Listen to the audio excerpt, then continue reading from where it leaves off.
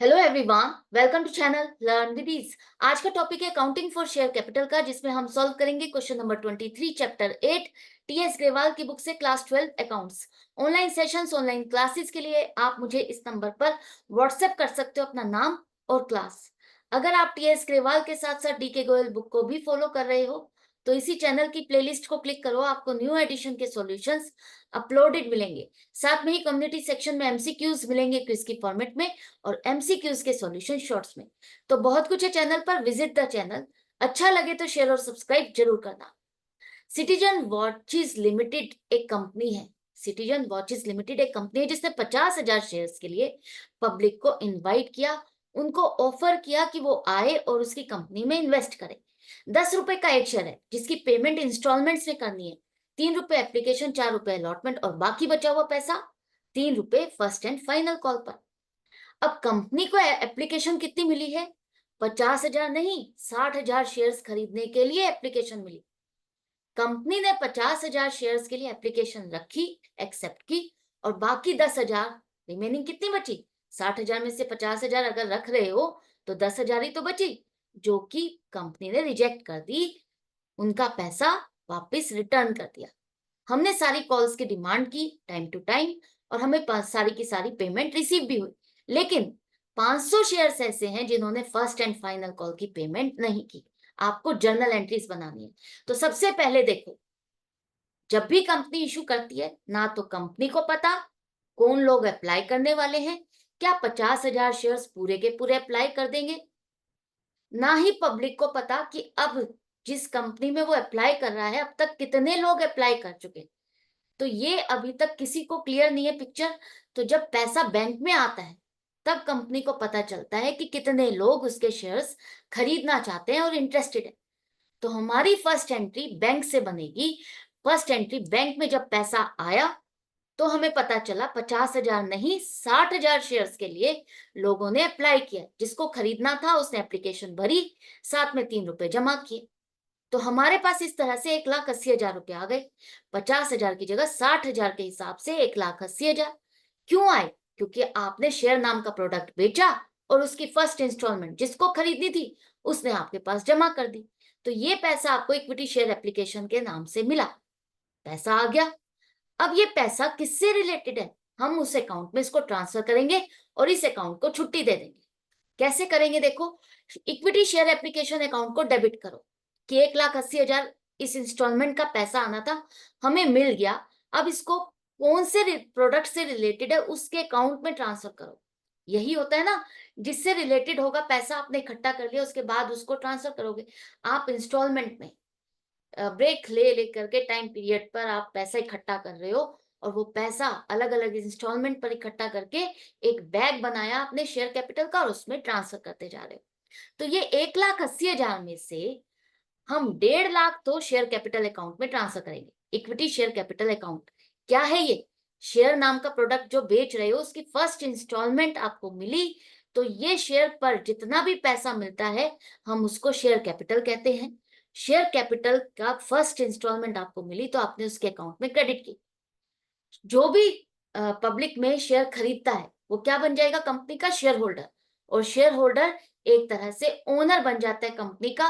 और ओनर का पैसा क्या होता है? कैपिटल, जिसे हम लाइबिलिटी साइड पे दिखाते हैं, क्रेडिट बैलेंस होता है। तो इसलिए शेयर कैपिटल का भी आपका क्रेडिट बैलेंस है। तो इसमें आपने फर्स्ट इंस्टॉलमेंट डाली। अब आप कहोगे कि हमने 50,000 ही क्यों डाला, 60,000 क्यों नहीं डाला? तो याद रखो और ध्यान रखना, एक कंपनी जितने शेयर्स इश्यू करती है ना, वो उसकी मैक्सिमम लिमिट है, वो उतने ही अलॉट कर सकती है, उससे ज्यादा नहीं। चाहे वो प्रोरेटा बेस पर करे, चाहे वो सिंपली जितने एक्सेप्ट करना चाहे एप्लीकेशन उतनी एक्सेप्ट करे, बाकी रिजेक्ट कर दे। वो जितने इश्यू कर रही है, ऑथोराइज्ड की बात नहीं कर रहे हम बात करें इशू की। जितने शेयर्स उसने पब्लिक को ऑफर किए उतने ही वो अलॉट कर सकती है। जैसे कोई कंपनी है, प्रोडक्शन कंपनी है, उसने जितनी यूनिट्स बनाई वो उतनी तो बेच सकती है, चाहे बेशक उसकी डिमांड ज्यादा है। ज्यादा लोगों ने डिमांड की, लेकिन जितना सामान उसने बनाया वो उतना ही बेच सकता है। तो 50,000 शेयर्स ही हम अलॉट कर सकते हैं। 3 रुपए के हिसाब से हमने फर्स्ट इंस्टॉलमेंट का पैसा रख लिया, 1.5 लाख रुपए, और इस शेयर कैपिटल अकाउंट में ट्रांसफर कर दिया। बाकी 30,000 का क्या करेंगे? जैसा कि कंपनी ने रिजेक्ट कर दी 10,000 एप्लीकेशन। रिजेक्ट क्यों की? कहीं ना कहीं फॉर्म में भरने में मिस्टेक हुई होगी, या कंपनी ने अपने क्राइटेरिया सेट कर लेती है कि मिनिमम अगर किसी ने शेयर्स इतने अप्लाई किए होंगे तो उसको इतने शेयर्स हम अलॉट कर देंगे, उसको शेयर्स अलॉट करेंगे। तो कंपनी अपने अपने क्राइटेरिया बना करके उसके हिसाब से रिजेक्ट करती जाती है एप्लीकेशन, और जितनी रखनी होती है उतनी रख लेती है। तो 10,000 उसके पास एक्सेस आ गई थी, ओवर सब्सक्राइब हुआ था उसका इशू। 50,000 से ज्यादा जब उस एप्लीकेशन मिलती है वो ओवर सब्सक्राइब, 50,000 इशू से ज्यादा एप्लीकेशन मिलना ओवर सब्सक्राइब हो गया। तो 10,000 एक्स्ट्रा एप्लीकेशन आई थी, हम उस पैसे को रख नहीं रहे, रिफंड कर रहे हैं। जिनको हम शेयर्स अलॉट नहीं कर रहे उनका पैसा उनको रिटर्न कर रहे हैं। तो रिटर्न कर रहे हैं तो पैसा वापस जा रहा है, तो बैंक अकाउंट आपका क्रेडिट होगा। तो ये एंट्रीज आपको क्लियर हो गई। एप्लीकेशन वाली कहानी पूरी हो गई कि हमें अब पता चल गया कौन लोग खरीदना चाहते हैं, कितने शेयर्स खरीदना चाहते हैं, किसको अब हमें शेयर्स अलॉट करने हैं। अब इसके बाद स्टेज आ गई है, आपको अलॉट करने हैं शेयर्स। तो यहां पर अब आपको कंफर्म्ड है कि इतने शेयर्स हमें अलॉट करने हैं, किसको करने हैं। तो 50,000 शेयर्स पर अब आप सेकेंड इंस्टॉलमेंट की डिमांड करोगे। वो क्या है? 4 रुपए। तो नई इंस्टॉलमेंट, नया नाम, इक्विटी शेयर अलॉटमेंट अकाउंट। अब आप पहले ही एक ड्यू की एंट्री बना लेते हो कि मुझे आप 50,000 शेयर्स पर 4 रुपए अगर मैं डिमांड करता हूं तो कितना रुपया मेरे पास इकट्ठा होना चाहिए, कितना शेयर होल्डर्स पैसा मुझे देंगे, जमा होगा। तो equity share allotment account debit होगा 2 लाख से, 50,000 पर 4 रुपए के हिसाब से। 60,000 नहीं करोगे, गलती मत करना, 50,000 की लिमिट है, उतनी ही ये अलॉट कर सकती है। तो 2 लाख रुपए हमें मिलने चाहिए। ये हम क्यों करते? ताकि हम ट्रैक रख सके कि इस इंस्टॉलमेंट पर हमें जो 2 लाख रुपए मिलने हैं वो पूरे मिले या नहीं मिले, या किसी ने डिफॉल्ट किया है, पेमेंट नहीं की। तो पहले ही एक ड्यू की एंट्री बना ली कि इस इंस्टॉलमेंट पर अब हमें इतना पैसा मिलना चाहिए। पहले तो हमें पता ही नहीं था कितने शेयर्स कौन खरीदने वाला है, नहीं पता। लेकिन अब तो पता है कि 50,000 शेयर्स हमारे बिक गए हैं और लोगों ने खरीद लिए हैं, और अब हम सेकेंड इंस्टॉलमेंट की डिमांड करेंगे तो वो पेमेंट भी करेंगे। और आप मान चुके हो कि पूरी पेमेंट आ जाएगी, और आपने इक्विटी शेयर कैपिटल अकाउंट में पहले ही ये पैसा पूरा का पूरा ट्रांसफर कर दिया, 2 लाख रुपए। पता चलेगा आपको एक्चुअल में जब बैंक में पैसा जमा होगा कि इतना पैसा आया या नहीं आया।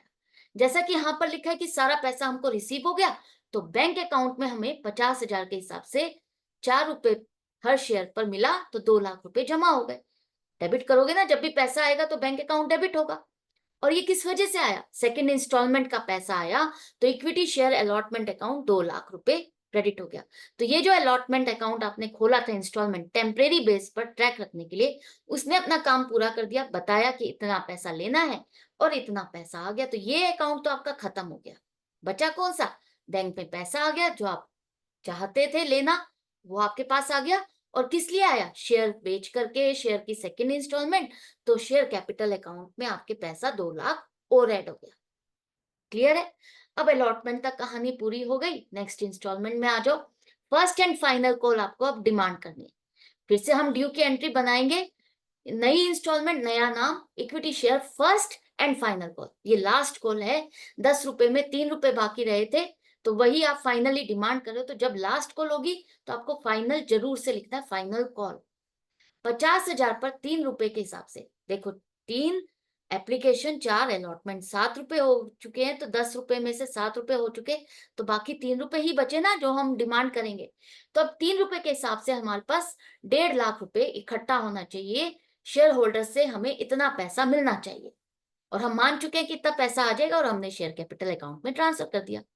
अब देखते हैं क्या इतना पैसा हमें मिला या नहीं मिला। जैसा कि मैंने कहा था पहले भी, ये तो हम एक ड्यू की एंट्री डालते हैं ताकि ट्रैक रख सके, और मान लेते हैं कि इतना पैसा मिल गया है। लेकिन एक्चुअल पोजीशन क्लियर होती है जब बैंक में पैसा जमा होता है। अब यहां पर क्या हुआ? 1.5 लाख रुपए आपको लेना था, लेकिन 500 शेयर्स पर 3 रुपए आपको नहीं मिले, मतलब 1,500 रुपए नहीं मिले। तो बैंक में पैसा कितना आया आपके? 1,48,500 रुपए। तो बैंक अकाउंट आपका डेबिट हो गया 1,48,500 से। 49,500 शेयर्स पर ही तो पैसा मिला आपको, 500 पे तो मिला नहीं। और equity share first and final call account को आप इतने से ही क्रेडिट करोगे कि 1,48,500 रुपए। अब देखो, जो मैं ट्रैक रखने वाली बात कहती हूँ वो यहां से क्लियर हो रही है ना, कि हमें 1.5 लाख रुपए लेना था, और 1,48,500 रुपए ही मिले। तो ये जो अकाउंट है ये अब आपका क्लोज नहीं हुआ, इसमें 1500 रुपए का बैलेंस रह गया, डेबिट बैलेंस। ये शो करने के लिए अभी इसमें पूरी पेमेंट नहीं आई है, इतने शेयर्स की पेमेंट बाकी रह गई है। तो ये जो पर्पस था इसका खोलने का, ताकि हम ट्रैक रख सके, ये आपको क्लियर हो गया होगा। अगर आपको कॉल सिनेरियर से करना है और उससे समझना है तो वो भी तरीका है, उस तरह से भी कर सकते हो आप। ये एंट्री तो आपकी वैसी ही रहेगी, ड्यू की एंट्री जो बनाते हैं वही करोगे। अब जो कॉल सिनेरियर का 1500 रुपए आपको लेना था, हम क्या करेंगे, entry bank account debit 1,48,500, bank में तो उतना ही दिखाओगे जितना पैसा आपको मिला। अब जो पैसा नहीं मिला उसे कॉल सिनेरियर अकाउंट में डेबिट कर दोगे कि इतना पैसा हमको नहीं मिला। ये एक नया अकाउंट खुल जाएगा जहां पर अब आप ट्रैक रख सकते हो कि इतने शेयर्स पर हमें इतना पैसा नहीं मिला। ये एक अलग अकाउंट खुल गया जहां पर सिर्फ जो पैसा नहीं मिला वही अमाउंट चलता रहेगा। ये जो first and final call account आपने खोला था, इसको आप 1.5 लाख से क्लोज कर दोगे, क्रेडिट कर दोगे, इसका काम पूरा हो गया। जो इसके 1,500 रुपए का बैलेंस बचना था वो आपने एक नए अकाउंट में खोल करके उसको ट्रांसफर कर दिया। पहले भी हमारा 1,500 का ही डेबिट बैलेंस रहता, क्योंकि 1.5 लाख से आपका डेबिट बैलेंस है और क्रेडिट आप 1,48,500 करते, तो डेबिट बैलेंस में 1500 आता। वही हमने 1500 रुपए एक नए अकाउंट में, कॉल सिनेरियर अकाउंट में खोल के डाल दिया। हम पहले क्वेश्चंस में कॉल सिनेरियर को समझ चुके हैं, तो आई होप आपके लिए डिफिकल्ट नहीं होगा। तो दोनों तरीके में से जो भी आपको इजी लगे वो करो, या पर्टिकुलरली क्वेश्चन में जैसे पूछा गया वैसे ही करो। कई बार क्वेश्चन में स्पेसिफिकली पूछा जाता है और कहा जाता है कि कॉल सिनेरियर अकाउंट को यूज करके, उसको ओपन करके तब आपको जर्नल एंट्रीज बनानी है। जब ऐसा कहा जाए तो आपको इस तरह की एंट्री बनानी है। अगर कुछ ना लिखा हो तो आप अपनी मर्जी से किसी भी तरह से एंट्री कर सकते हो, जैसे समझ में आए। तो ये तो था क्वेश्चन आपका कंप्लीट हो गया। आई होप आपको अच्छे से समझ में आ गया। लास्ट कॉल तक हमने डिमांड की, कितना पैसा मिला ये भी रिकॉर्ड रख लिया। मिलते हैं इसी तरह से प्रैक्टिस करने के लिए नेक्स्ट वीडियो में नेक्स्ट क्वेश्चन के साथ। आई होप आपको कॉन्सेप्ट्स क्लियर हो रहे हैं, समझ में आ रहा है। ये चैप्टर जो सबसे ज्यादा मुश्किल लगता है स्टूडेंट्स को, आपको इजी लग रहा है और आपके लिए इजी होता जा रहा है। तो इसी तरह से और भी इजी बनाने के लिए मेरे साथ कनेक्टेड रहना। अच्छा लग रहा है तो लाइक का बटन प्रेस करो और ज्यादा से ज्यादा स्टूडेंट्स में शेयर करो। Good bye and take care.